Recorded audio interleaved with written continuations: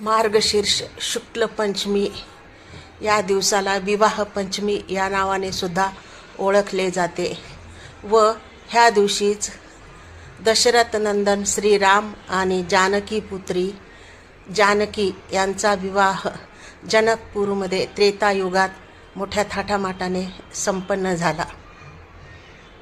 सीता स्वयंवरात श्रीरामाने धनुष्य तोडल्यानंतर जनक राजाने अयोध्येला दूत पाठवून राजा दशरथ यांना विवाहाचे निमंत्रण दिले.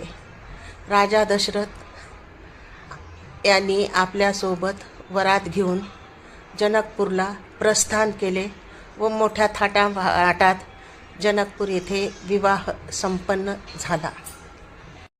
त्यानंतर मोठ्या थाटामाटाने विवाह पंचमीला श्रीराम आणि जानकी यांचा विवाह संपन्न झाला.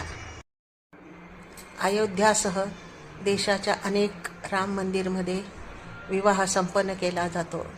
अयोध्यात आज श्रीराम मंदिर पूर्ण दिव्याने सजवले जाते व विवाह सोहळ्याचे देखावे करून मिरवणूक काढली जाते. कित्येक ठिकाणी वरात व राम विवाह याचे सोहळे पार पाडले जातात.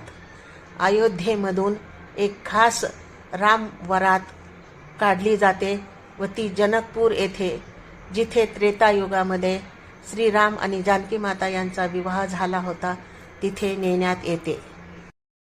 जनकपुरी नेपाळ येथे जानकी मंदिरात हा विवाह सोहळा मोठ्या हर्षोल्लासात साजरा केला जातो.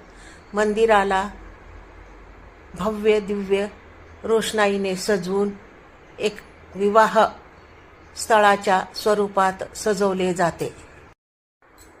श्रीराम व जानकी यांना पारंपरिक लग्नाचे वस्त्रे व दागदागिने घालून तयार केले जाते व त्यांचे लग्न मोठ्या थाटामाटामध्ये हिंदू पद्धतीने आजच्या जानकी मंदिरात हा विवाह सोहळा मोठ्या हर्षोल्लासाने पार पाडला जातो.